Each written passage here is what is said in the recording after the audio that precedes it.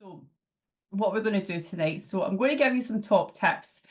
It's either about, responding to challenging situations, but I'm going to do a lot of focus on trying to avoid them in the first place. So try to avoid a challenging situation from occurrence. So by doing this, I'm going to be talking about things like constitutions, having good policies in place, understanding roles and responsibilities, everyone working together, good communication, how you manage change and decision-making processes, a wee bit about money management, a bit about being inclusive and welcoming, and also about strategies about, moving forwards during challenging situations. So this sort of information session really is centred around the Parental Involvement Act, so specifically about parent councils, support for parent councils and the roles and responsibilities of parent councils. But a lot of what I'm going to cover here would be relevant to other parent groups like parent-teacher associations as well. But if you're not sure, just ask us or you can contact us at a later date. So I don't know if anybody wrote anything in the chat, Fiona, just to get started off. Was there anything about strengths of the group, or does anybody get any challenges they wanted to share? We don't have anything at the moment, but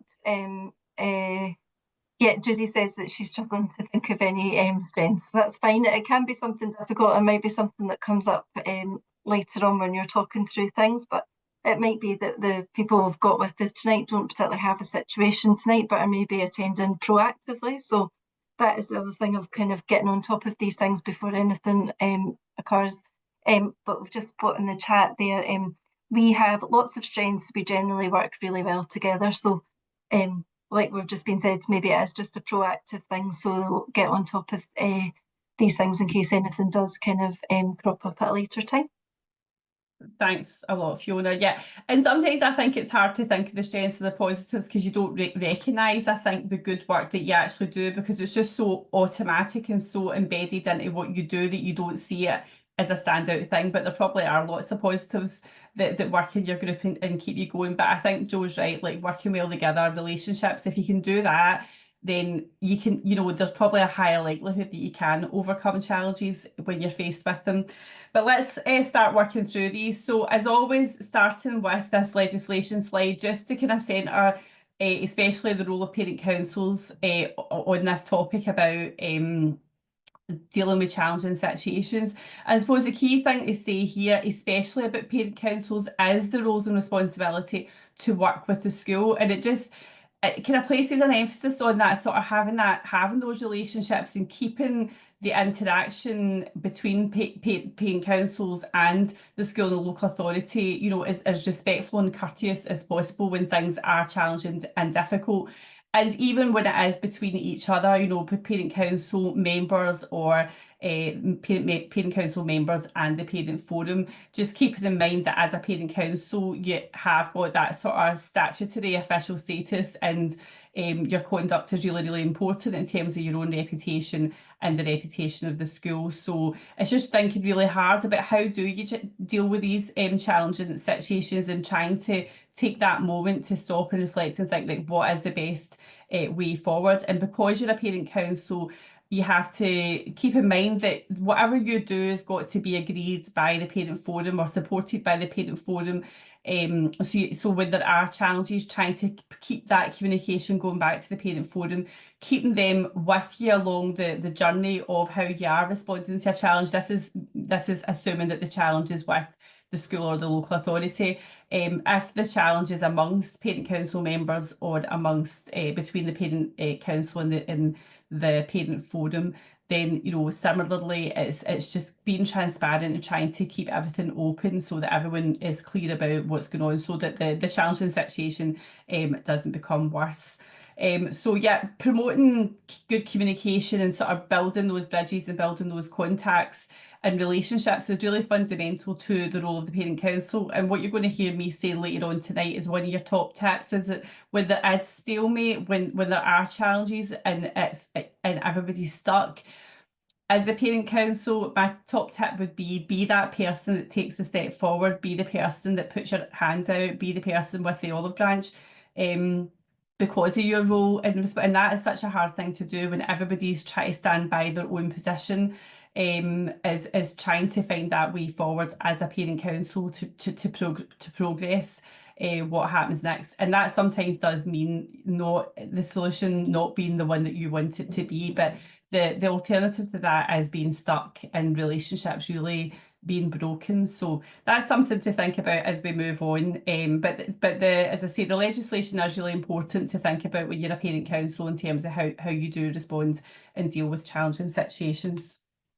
Okay, so let's get started with the first top tip. So my first top tip is to say, to avoid challenging situations, trying to prevent or reduce the likelihood of them happening. I would say try to run your group as democratically as possible, and to do this with an up-to-date constitution. So your constitution is agreed by the parent forum, so that automatically gives you that democratic sort of permission to act on behalf of the parent forum. So that's a really, really good first step. And so trying to get as many parents within the parent forum to engage with you with the constitution is really good. Advertising your constitution, publishing it, reminding people what it is, and that it's there to help everybody understand what your role and responsibility is within your parent group, especially your parent council, then that can be really helpful. Having a constitution can take the sort of personal element out of what you do as individual members in the group, because the constitution is a framework that sets out what you do, and everyone should follow it. Everyone, no matter who the person is. And so it means if people have queries or questions or challenges about what you do as a parent council, the answer is in the constitution rather than it being about a person. So it is a really good it's a good method of creating that transparency, being democratic and showing the parent forum what you're doing. Alongside your constitution, you can have some supporting policies and procedures. And again, that can be helpful for you within your group and your relationships with each other, so that everybody knows what they're doing. Everybody is supporting each other and working together, but everybody knows what each person's role and kind of scope of their work is. And they support each other with that. And then sharing that with the school community so that the parents especially know about it, and the school staff, it can be helpful for them to know about that too. So if you haven't had a look at your constitution recently, it could be a good thing to do, just to have a look at it, review, make sure that it does reflect what you do, so that there's not that mismatch. Because if your constitution says one thing and you're doing something else, then of course parents are going to ask questions, and there could be some tensions around that. So having your constitution, at every meeting is a really helpful, transparent, and I suppose it reminds you what you're doing and why, and it keeps you aligned with what's been agreed there. So having it at meetings can also be a good top tip as well for for staying in line with what has been set out within the constitution. So you can have a look at that there. Lots of information. The voting procedures, that's the sort of element of it being democratic. So again, decision making in your parent council is not about a person, it's about the majority vote. So it's not like one person has a say, and that's how it goes. Everybody has a vote, and it shouldn't be about the people, it should be about the number of people who've agreed on something. So only if there is a tie in the vote would the chair then have that casting vote, and the chair should then say why and give the reasons why they're voting one way or another, so that everybody understands that.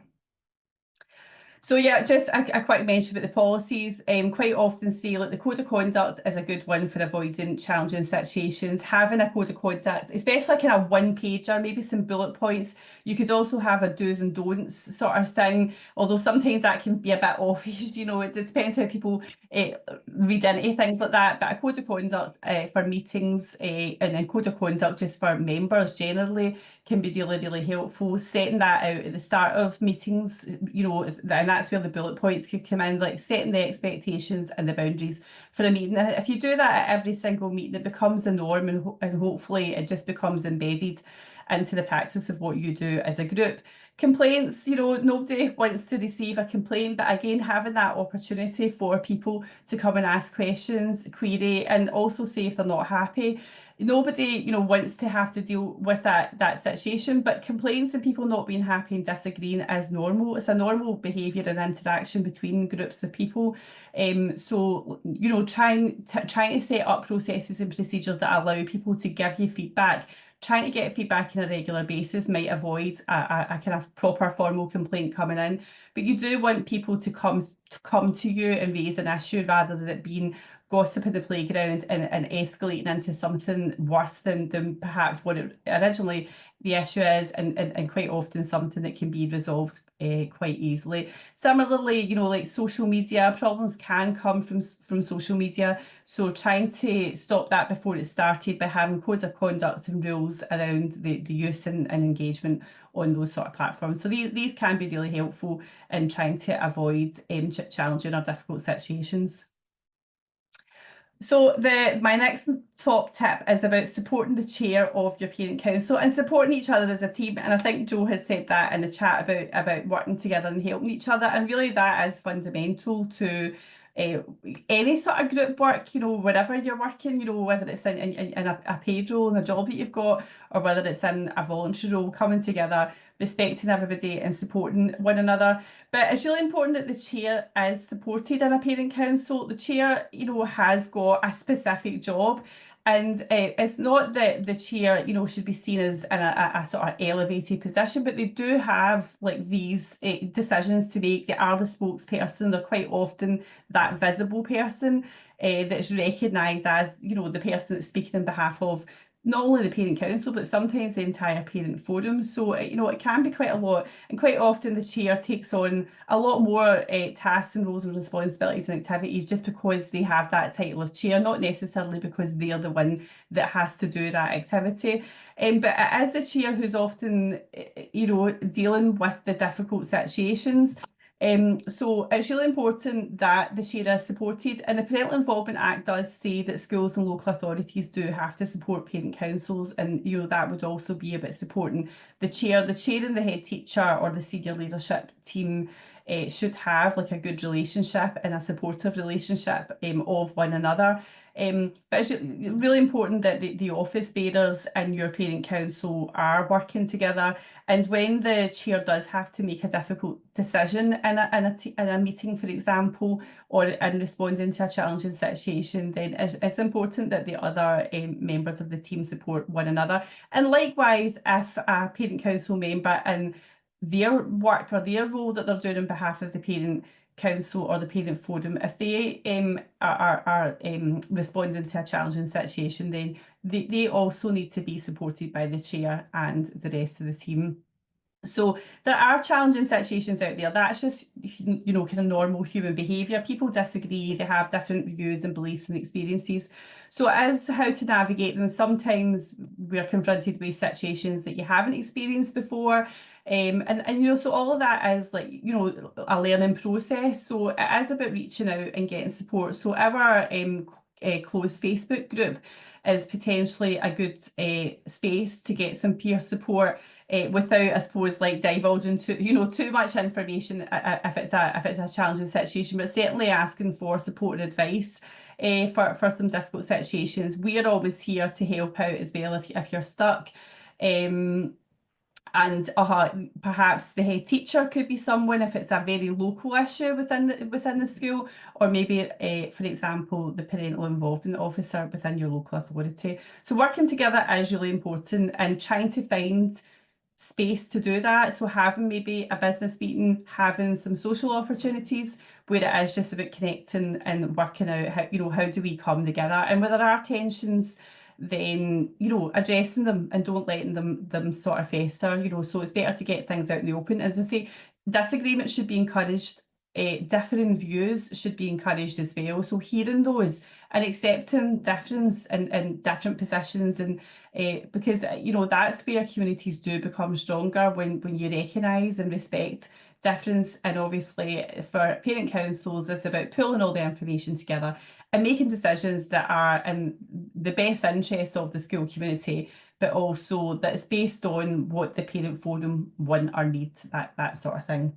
So just a kind of wee quick overview, kind of quick, refresh of the main roles of the Parent Council chairperson. Again, just highlighting that kind of important role that they play and why they need that support. So they are the spokesperson for the group, the key person that would respond to complaints and issues. They generally are the person that should be visible and approachable to parents. They should also be setting out that the scope of what a parent council can and cannot do. We all want to do lots of things, and we would love to get involved in things that sometimes we can't get involved in because it's not within our remit. So sometimes it is the chairperson has to say, well, we can't really do that, or I don't think that is our responsibility. And sometimes that can be hard to hear when you really do want to challenge something or tackle something. But again, it is about respecting the role of the chairperson with these sort of things. They are the person who would liaise and communicate with the head teacher, local authority, and many other people. Managing meetings is a task. So again, that's where they need lots of support. It's important that chairpersons remain impartial if there is an issue that they're responding to, and they focus on gathering all that information before having to make a decision. And because of this big role that the chairperson, is involved in, they could be referred to as a community leader, so recognised much wider than their role as a parent council chair, but within and across the school and wider community. So lots of support to the chair and each other is the top tip for that one. This one is about communicating effectively. I mean, often are talking about communication for parent councils as being the sort of bread and butter of what parent councils do, and it's not easy to get the sort of communication right between the parent council and the parent forum, and sometimes it can be quite hard for the parent council to convince or influence perhaps the head teacher or the local authority to do things differently in terms of communication as well. So it is a big piece of work trying to get communication right. I would say, the top tip is to try and communicate effectively, but that is a work in progress. And I would say having communication as a subgroup or as an agenda item is something that you could just be constantly trying to work on and address and trying to improve. Communication is something that will change as year groups change, as parents leave the school community and new parents join the school community. Needs will change, circumstances perhaps in the local area might change as well. So keeping your communication strategies under review at all times is really important, or as often as you can do. So I mean, things to say about communication then in terms of effectiveness. Accountability is really important for a parent council because you are working on behalf of the parent forum. So no secrets, no surprises, just being transparent, setting up that kind of two-way communication process where people can ask you questions, giving parents all the information that sharing and empowering parents is really important. They need to know what you're doing, all the details and all the information. So just keeping that totally open all the time. And as I said, being democratic, so hearing everybody's views, even if they are differing or even if they're polar opposites, and making decisions about, going forward on the basis of what the parent forum is saying rather than yourselves just solely as a group. Try to listen to the parent forum as the foundation to how you make decisions and making decisions. And negotiation, that's another sort of skill that's required during sort of communication processes amongst yourselves as parent group members. So or perhaps with the school and the local authority or the wider community when decisions are trying to be made or try to respond to challenging situations. As I said earlier on, sometimes it is about the negotiation and, being that person who steps forward with the negotiating suggestion, is something that's a real strength and a real skill and really powerful thing to be able to do that. So a couple of things to think about, but yeah, definitely trying to get the communication right with the parent forum, hearing them, being able to hear from them and looking at that, but also, making sure you share all that information as well. Right, I'll just pause there before I go on to looking at sort of decision making and changes within parent groups. Is there anything to share from the chat or anything like that, Fiona? We've got a few comments. So we've got somebody saying that they're very lucky that their team are supportive, but also the head teacher is very supportive of the parent council and the PTA. So that sounds like some really solid engagement and kind of nice relationship that they've got with the school there as well, which is lovely. And then somebody else saying, a bit of disagreement sounds good. We struggle with engagement at all. We put out a survey and we're lucky to get a couple of responses. I've decided to just keep on so that they can see that we're not going anywhere. So maybe they're different to how it's been done in the past. So I like that bit of perseverance and keeping going. And yeah, look, maybe some people maybe just sometimes take a wee bit longer to get used to things, and actually maybe they'll see it a couple of times and then get to the next time and think, do you know what, this time I will reply, I will put something in, or there'll be just something about it that captures engagement, and there'll be different challenges and barriers in different schools, I guess. But I like that perseverance to just keep going. Yeah, no, absolutely. And I have got a slide that more or less says that at the end. You know, all we can do at the end of the day as parent council members is try our best, be transparent in what we've done. You know, so if you've done a survey and people aren't responding, you know, having a think about could you do something differently, can you change it? But if you're trying to do everything that you can, you know, that is all you can do. You know, if you've tried your best to engage, as long as you can, you know, show that is what you've tried to do. You know, that sometimes there are just real challenges in getting parents to you know, to prioritise responding to a survey or recognising the importance of the survey. So yeah, sometimes you do just need to keep going and hope, you know, hope that something, you know, it is trial and error to some degree. Is you know, so there is a bit of maybe, you know, the next time try to do it differently and see if that makes a difference. But sometimes it doesn't. Sometimes it's just is a real challenge to get people. But all you can do in your role is try your best as a parent council, and if you know, use the information you've got, and just you have to work together as a parent council then on that basis. But it can be difficult, but I think the perseverance, yous are still sitting there as the parent council as volunteers, so you're doing everything you can, you're trying your best, and that's all that you can do.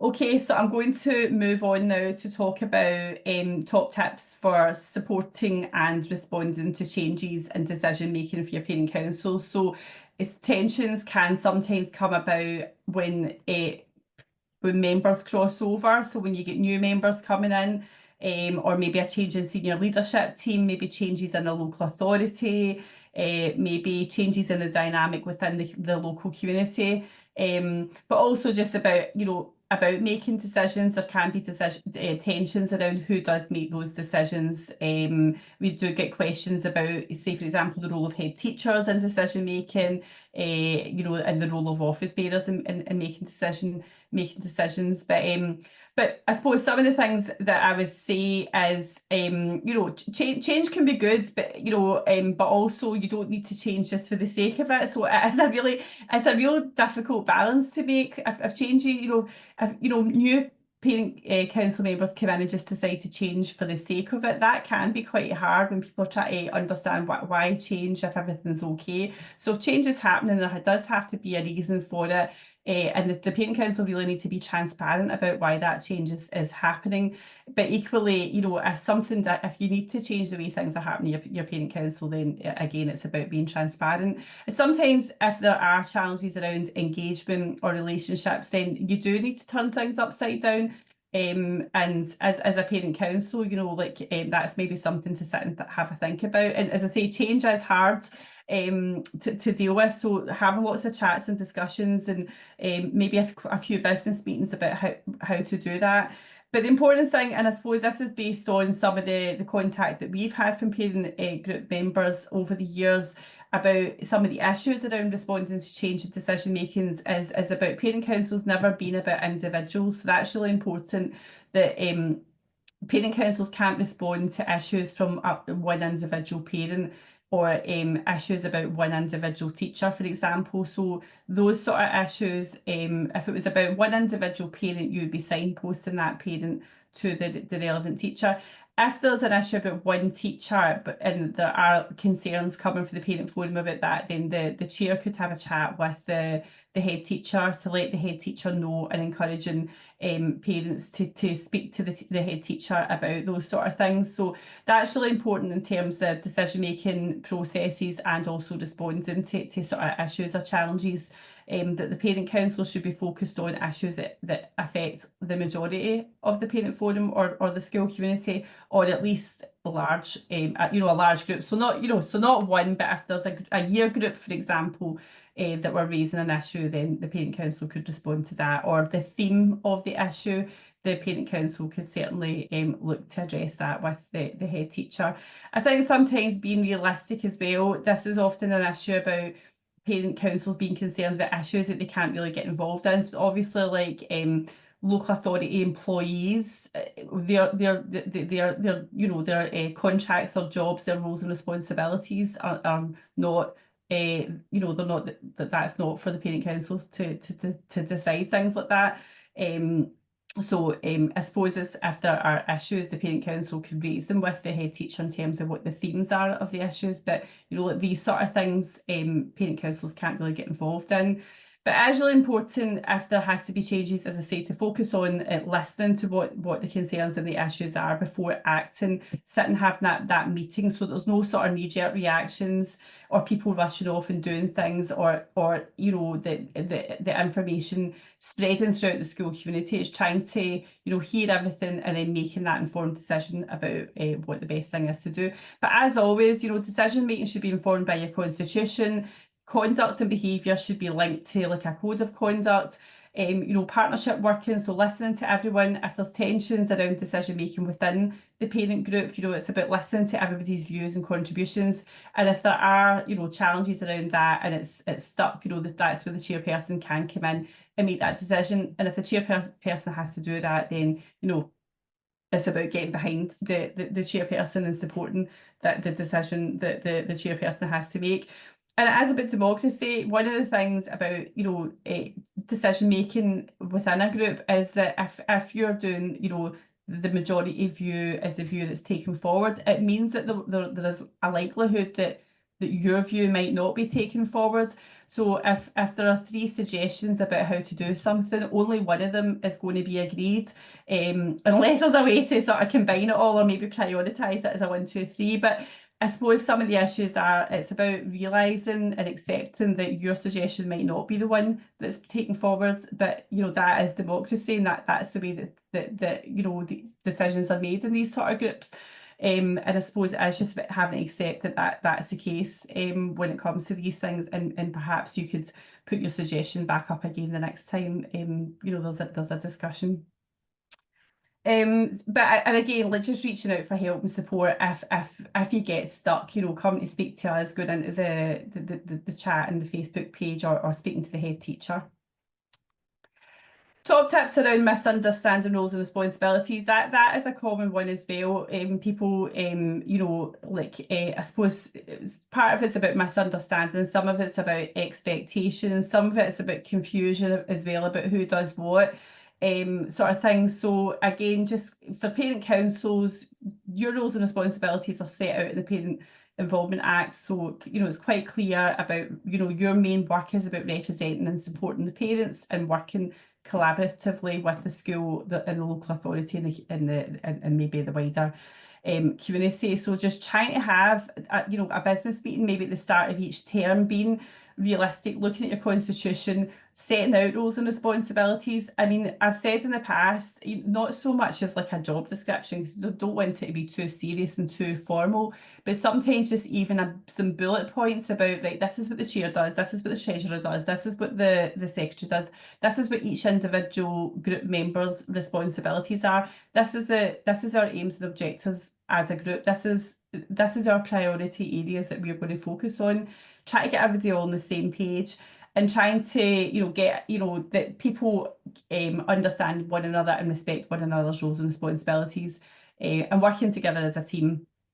And making sure that there's no people not I suppose not dealing well with decision-making processes when the Constitution sets out what the decision-making process is, which is basically voting. Some issues that we come across linked to this, the role of subcommittees. So there's can be quite a lot of confusion sometimes about the role of subcommittees. If there are different committees operating in the school, it's really important that the parent forum and everybody in the school understands the role of subcommittees.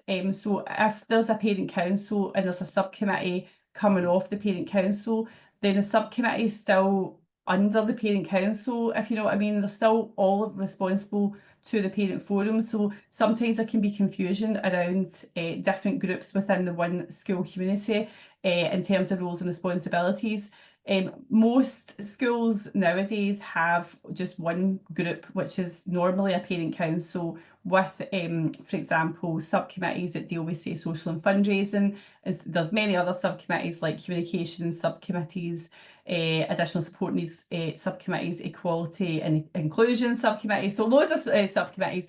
But what tends to happen, and I guess what best practice would be in these scenarios, is that you would have one set of office bearers for the group, and that includes the subcommittees, and that all the subcommittees come back to the parent council meetings, feed into that. That's just for transparency, consistency, openness, but it's to allow the whole parent council to fulfil its roles and responsibilities under the Parental Involvement Act, and it just keeps everything together. Where there's lots of offshoots of groups going on and people doing their own thing, that's when it can get confusing and tensions can arise. So if there are subcommittees, making sure that everybody is coming back into that bigger meeting, feeding back in, and that decision making is made centrally in the parent council meeting, unless you all agree a decision making sort of format within a subcommittee that would be documented in your constitution so that everybody could see what that is.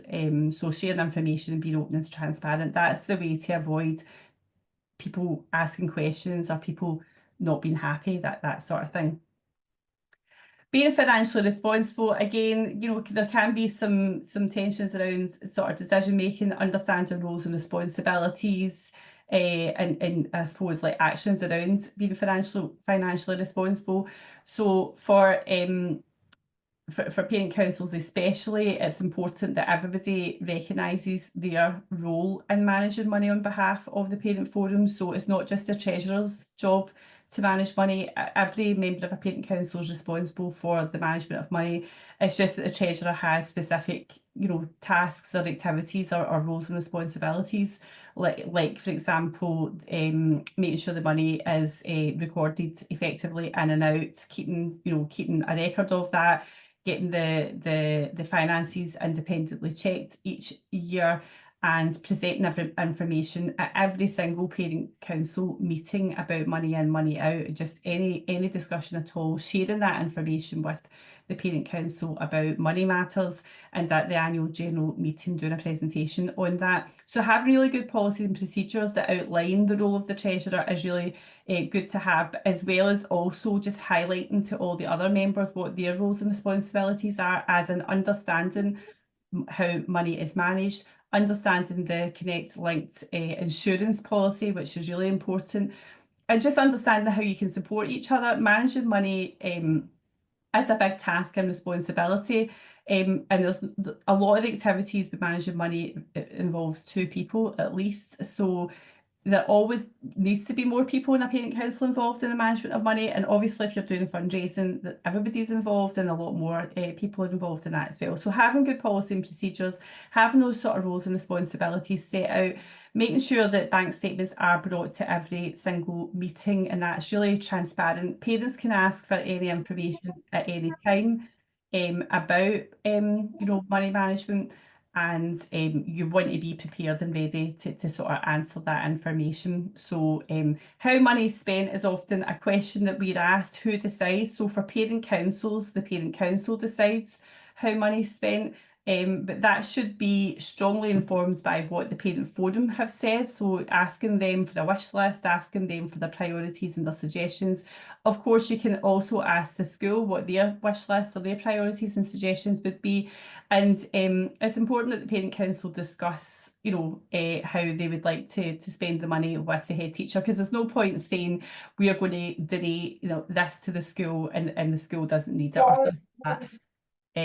So yeah, it's just having that sort of collaborative relationship with the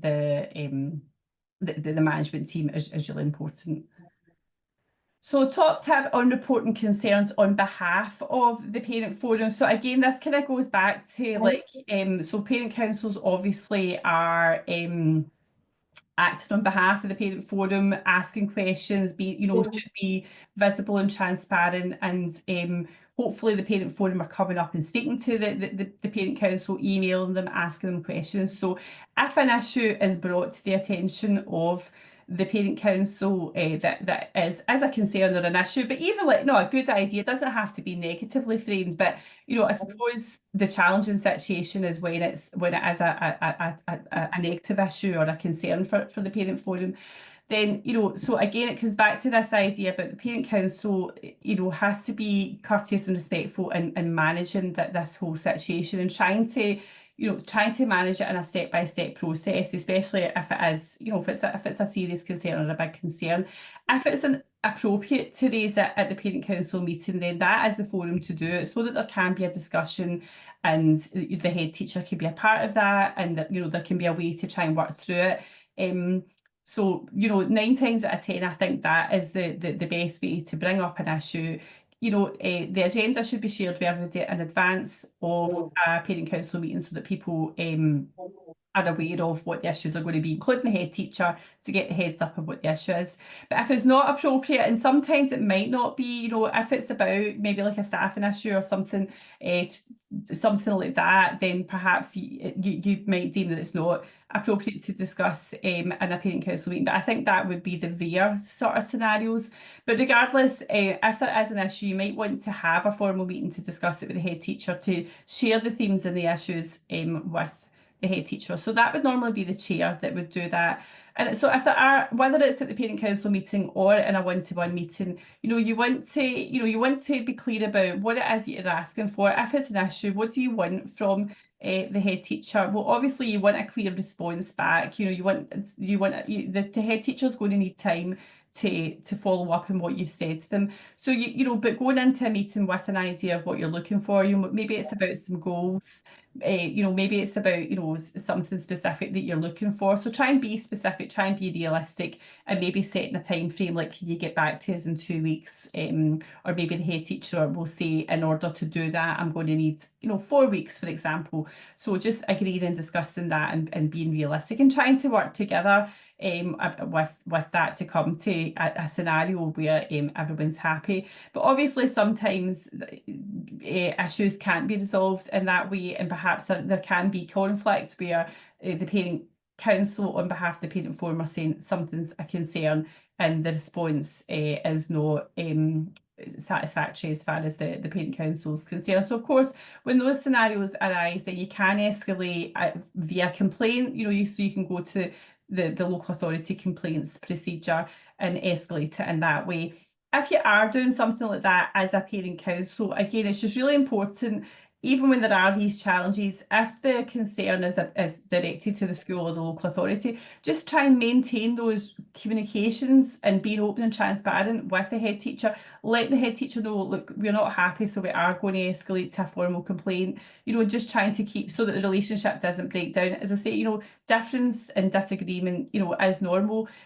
So it's trying to manage getting to a resolution or a solution with it whilst maintaining relationships. So if it's also important as well to keep the parent forum up to date. So if you're complaining on behalf of the parent forum as well, recording it in your parent council minutes and letting everybody know what you're doing, keeping them with you along the way. But there is a complaints procedure in every local authority, and as a parent council, the local authority has a duty to respond to parent council concerns and queries and questions, so there is a formal process to do that. Okay, so top tips for keeping your group going. So I think this was maybe a bit about what Judy was saying earlier on. So there are so many challenges with keeping your group going, and it's so fluid, isn't it? It's like, you can be riding a high in your parent council group and or your parent group, everything be great, and then it only takes maybe two or three things, and then things can become really, really challenging and difficult. Obviously, lack of engagement for the parent forum is a real challenge when you're trying really, really hard to fulfill your role and responsibility as a parent council, representing their views, speaking to them, the two-way communication and things like that. But you only can do what you can do as volunteers within the time that you have. So my main thing I would say is being transparent, recording in your minutes, recording these discussions, even having that as an agenda item to say like about it's how difficult it is and trying really hard to engage with the parent forum.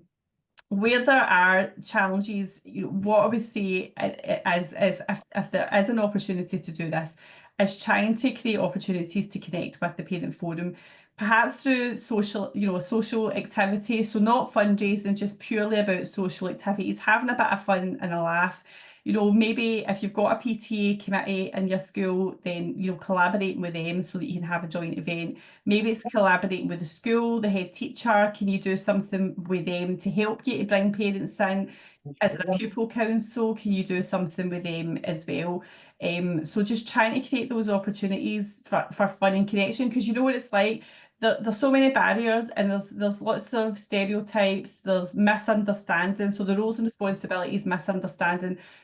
Quite often the parent forum will be confused about what not everyone's clear about what a parent council does. Sometimes there are confusions between the different types of parent groups, lots of misunderstanding that parent groups are just about fundraising, whereas obviously parent councils are involved in so many other issues. So just try to create those opportunity, asking the parent forum, just even ask them, what would you like us to do?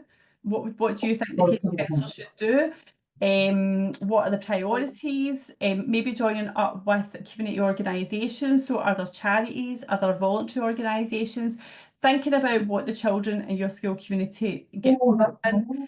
Is there a local football club? Is there a dancing school? Is there scouts? Is there rainbows? Is there, all these different things? Can you go along and introduce yourself and try and make some connections and collaborations?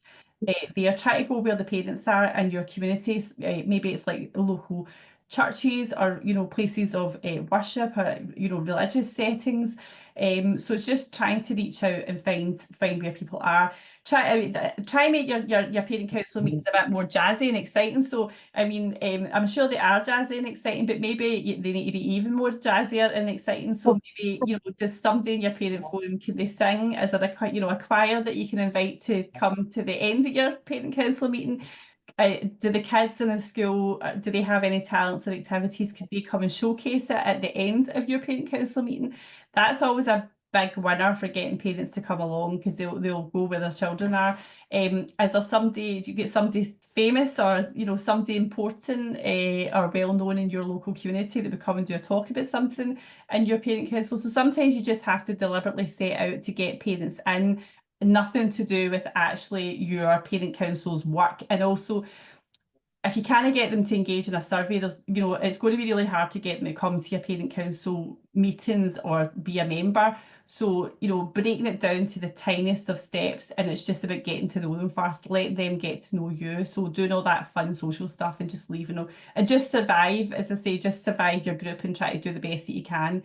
Um, and then, we've been talking about this here in the Connect office about having a softer approach to group constitutions. So although we are saying about, constitution and being transparent and having all that set out, but also it's also about being flexible as well. So parents will often not come and engage because they'll be terrified that you're going to sign them up to something forever. They're going to be signed up to something that they don't want to do. I definitely I hate, I'm not good at like baking or making things and things like that. So I would have always avoided going to a meeting because I would have been terrified that somebody would tell me to bake a cake or something like that, which I would be rubbish at. So, do you know what I mean? So it's trying to offer that flexibility and invite parents to come and be a part of an activity on the basis of what they can do. So doing an audit of skills, asking the parents what are their strengths, what are their talents? Are they willing to, do they have any time to share that, to tell people about their talents and their skills, to use that to benefit the school community? It might be the children, or perhaps like the parents as well. Like, as I say, so many adults in your community will have so many skills and expertise. You know, maybe you have some adults in your community that speak a second language. Could they do a wee parent group teaching? Parent group, the basics of a second language, for example, could be quite fun. Or, let us say, a choir, a walking group. You know, knitting was a thing for a while, wasn't it? A book group. So just whatever the things are in your community, or maybe finding things that parents would like to maybe come in and speak to the kids in the school about, and collaborating with the head teacher about that sort of thing. Sometimes asking the head teacher for help as well with these sort of things, about what do they know about the school community and parents, and what are their ideas that could help you to engage with the parent forum a bit better. But sometimes, as I say, you do just have to try and keep going, and sometimes it is trial and error. Sometimes you just have to pause because you've tried loads of things, and and it's not having much luck, but you just have to give yourself a pat in the back and say, well, we're trying, we're doing the best we can. We're going to pause and have a bit more of a think, and then we're going to get back onto it again. So yeah, you can all do what you're doing. Everybody's trying their best, and that's all that you can do. So just getting towards the end here. So top tips for creating welcoming and inclusive meetings. So again, really important that, if somebody does come to your meeting for the first time, that they come in, they do feel welcome, and they feel included in your meeting. So again, this is really important for the chair, but it's not just the chair that creates that. Everybody in the room creates that. And so again, getting behind the chair and being responsible for creating that environment that is inclusive and supportive. And again, when people are saying things that you don't agree with, or you don't think is a priority, it's being respectful, listening, and accepting that difference. Create an environment that shows that this is not an environment just for ranting or venting. That can always bring the atmosphere down, isn't it, when it's really negative, and it's just people moaning and complaining all the time. Obviously, sometimes that is needed, and perhaps then if people are coming to your meeting and doing that, you need to create something to support parents who are like venting and ranting. So maybe it is a little coffee catch-up group or something. But your parent council meetings, you don't want to be dominated by sort of ranting and venting and moaning. So maybe a wee coffee catch up, or even you could call it a kind of let's catch up and rant or something like that, a sort of group, if that can be done in a sort of therapeutic way that's helpful to people. But yeah, just trying to look and maybe asking, doing a wee survey if people come to your meeting, and ask them that how did they feel, what was the atmosphere like, any suggestions for the meeting to be better. Having an agenda, sticking to the agenda, maybe timing items as well, so that the people don't dominate. Speaking through the chairs, always a good way, if you to avoid tense sort of conversations.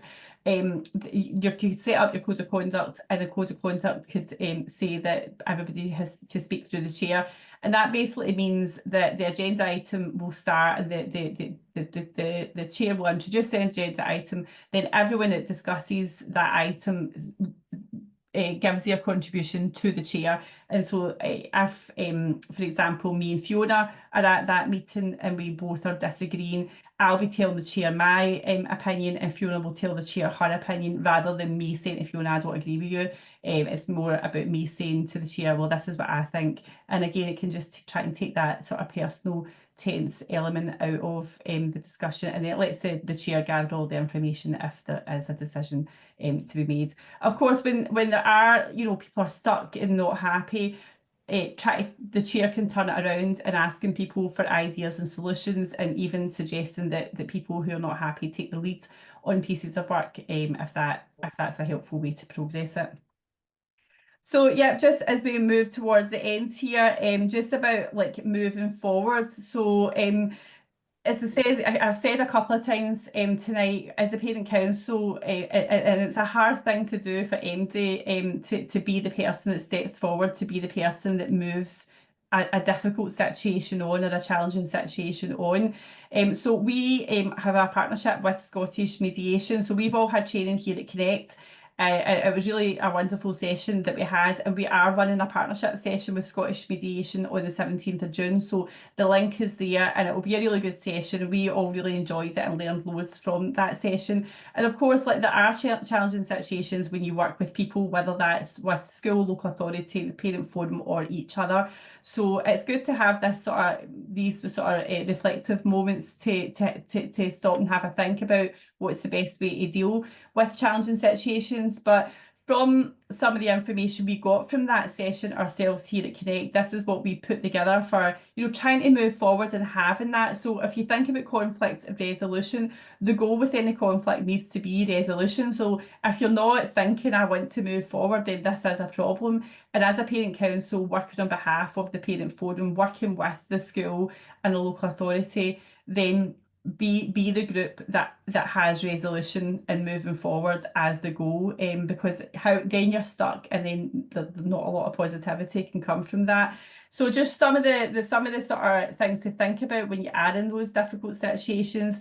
Avoiding assumptions, which is hard to do actually, because people do just have preconceived ideas and judgments, and their background and experiences, they've got them in their head already, and so they can be quite automatic to have assumptions. So trying to stop yourself in that process if you are thinking something that you don't actually know to be true. So always checking and summarising, asking the question rather than just thinking, oh, that's what I think and that's right. So just checking and summarising. Active listening in a heated discussion, in a scenario where there is tension and conflict and challenges, it's hard to hear. So trying to create space so that you actually can hear what people are saying. And again, that leads back to the avoid assumptions. Do you think that's what you heard, or did you hear it? Check and summarise. Ask, I heard you saying this. Is that correct? I think this. Is that correct? And just just getting that clarification sometimes, and acknowledgement as well. Sometimes it is about saying, like, I know you're really angry about this. I know you're really unhappy about this. I know this isn't what you want. I can see that you're upset about this or whatever. So that acknowledgement is really important, because that kind of links in with the active listening. Active listening is about hearing, but it's also about body language as well. So acknowledging when you see something or hear something, and having positive body language yourself is really important, and doing that role modeling and mirroring. So standing with your arms crossed or pointing your finger, that sort of thing. If you're doing that, then the likelihood is that the other person's going to do that. If you see the other person doing that, try and not copy what they're doing. So again, all of this is about trying to create space to think and pause. And that's really, really hard, because obviously when you're in that sort of fight or flight scenario, the brain is kind of which controls your emotions, is doing things automatically, and it can be really, really hard in the moment to pause and stop that. So it does take something to think about. You could have a wee business meeting, or a wee training opportunity in-house within your parent council after you attend our Scottish mediation session, and it could be a wee session that you'll work on together. Definitely great for individual self-development, as well as like working together as a group. So yeah, being the role model, and trying to demonstrate that positive language, and having empathy. Even if you disagree with somebody's position or what they're saying or what they've done, trying to have that sense of try to see things from their point of view. Do you know what I mean? So even and that can be really hard. But if you can't see things from somebody else's point of view, then it can be really hard to move forward. So yeah, I'm ending this slide with dealing with challenging situations with the aim to move forward. So the goals resolution, and the aim is to move forward. And as the parent council group, is trying to find ways, negotiating, being the person to step forward, being respectful at all times, and accepting that does mean sometimes that the thing you want to happen might not happen exactly the way that you want it to. But it's that versus being stuck and the potential for relationships to be broken down. So it is difficult, but to move forward and progress, then someone has to make that move. And I'm just coming back to this last one again about when all avenues, because obviously we know that some situations are very, very challenging, and they can't be resolved because of conflict, difference in opinion, difference in views. Sometimes if it's between the parent council and the school or the local authority, it's about procedures or organisational sort of factors. Sometimes it's about a policy or decision or something like that.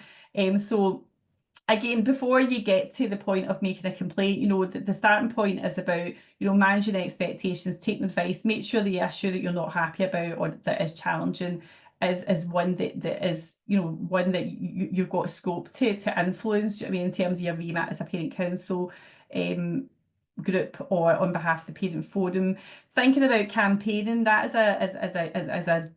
is a good response to an issue from the parent forum. So campaigning, parent councils are in a great position to get involved in campaigning. So that might be a response before complaining, or it might be something that you do as well as a complaint. As I said earlier on, you know, having a complaints procedure yourself in terms of transparency and accountability, and letting people bring that to you. You want people to come and speak to you. Try and avoid complaints by creating the opportunities for people to come and ask you questions and query, but allowing people to come to you if they have got a complaint. So setting that up so it can be done in the right way, but also letting individual parents know about their right to complain, you know, because you can't complain on behalf of individuals, but individual parents will have reasons to complain. So helping them by understanding what is the council's complaints procedure. So yeah, understanding that yourself as a group, but also for individual parents. And like I said earlier on, like if you're having that discussion with the head teacher, make sure you have a clear understanding what is the complaint and what is it you want to achieve. You know, what is the outcome that you want to see. Do that before you send off your complaint. And that's me. Got about 1 minute to go. I hopefully that was helpful. A lot to think about. You know, it's something you could maybe have as a sort of business meeting, you know, to discuss some of these things together as a group. There's loads of resources there you can have a look at as well, that kind of link into this topic of dealing with challenging situations. But is there any last sort of comments or questions there, Fiona? Well, I first of all should apologise that you might have heard me shout at my dog as she lunged herself at me and then knocked my mute off. So apologies, I just had a small dog aiming at me. So it was a dog situation. I apologise. So there's a few things in the chat that might be worth voicing for, you know, the recording, apart from incidents with dogs. We've got somebody asking on behalf of another parent council where somebody had an issue with something, declared that they were leaving the parent council, but then proceeded to work with a subgroup of the parent council. So just a question around the structure and decision-making process there. So I've referred to the running meetings pack, which there is something on subcommittees in there, but you could have volunteers working for the subgroup that wouldn't necessarily be on the parent council committee, but all the work of the subgroup should be running through the group, being referred back to the group, any relevant decisions that needed to votes, etc., be taken by the whole group. If you're a volunteer, then you're obviously not in that kind of voting position, and that these kind of subgroups shouldn't be run as separate entities. And this was obviously based on the fact that maybe somebody's had an issue with something that's taken place in the meeting, and obviously have decided to go off on their own path. So obviously a little bit of resolution needs to be sought there and maybe address the issue. I don't know what that could have been. I won't fill in the spaces, but obviously there are probably some useful content in this session for them as well. We've got somebody saying that they have a dinner at least once a year as a social event for members, and nice to socialise when there's no children around or nothing to, you know, to organise, and encourages everyone to get to know each other better. I think that's lovely. We certainly did that in our group. We went out for a meal with the parent council and PTA, went out together, and it was great to get to know everybody. And bad restaurant, but it was a nice meal. We had service that made Basil Fawlty look warm and friendly, but you know, it made for an interesting anecdote afterwards. And then somebody else was just saying they'd be worried about having that kind of formal situation of like people not showing up, especially with maybe having some extra challenges about attending an evening. So the person who organises the meal said that we organise a date that everyone can make and then book a local restaurant. And it's just the people that attend the meetings regularly, and a good way to keep relations in the team on good terms as well, which is a great idea. And just talking about the mediation session coming up, and I was saying that we've done a couple of sessions with Scottish mediation, and it's really great information just to have generally for yourself as a person, not maybe just for parent groups, but maybe for workplace situations and things as well. And so I've got a comment just to say, I think sometimes when a meeting becomes challenging, it's a good idea just to stop, move on, and deal with it another time when things have cooled off, which I thought reflected nicely your last slide at the last point being aim to move forward, and just got some thank yous for yourself, Diane, as well. Yeah, no, I think that's a great point to end on, Jo, definitely. And sometimes you need the time to think. And I think, coming to a parent group meeting and expecting the answer to all the questions, and especially if it is a challenge, is just not realistic. And the best way to deal with a challenging situation is time and space, and having that time to think about it. And that's how we always say no surprises or secrets that are suddenly announced at a parent council meeting. That's not helpful for anybody. If someone's coming to a meeting to give put an agenda item on that nobody knows about, nobody's had time to think about, and it is also a challenge, it's totally reasonable for the chair to say that it will be followed up at the next parent council meeting, as long as it's not urgent or in a separate meeting. So I do think that is a good point to make. Thanks so much for coming along tonight and listening to me and Fiona, and thanks for sharing your top tips, and that's always really helpful because it's great for us to take what works. I think definitely the socialising as parent group members is a nice thing to do as well, definitely to keep things going, because it can be a challenge at times to keep your parent group going. So the poll should pop up the screen just now if you don't mind doing that before you go, and then you've got I know I've said about the Scottish mediation session.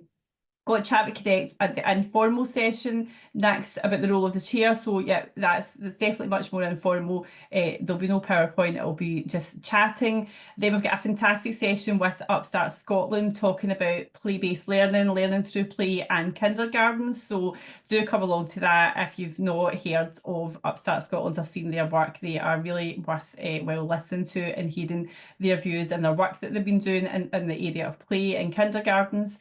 And then we've got a drop-in clinic just before we finish up off. So come along to that and finishing with the Scottish mediation. So I hope I see you next week.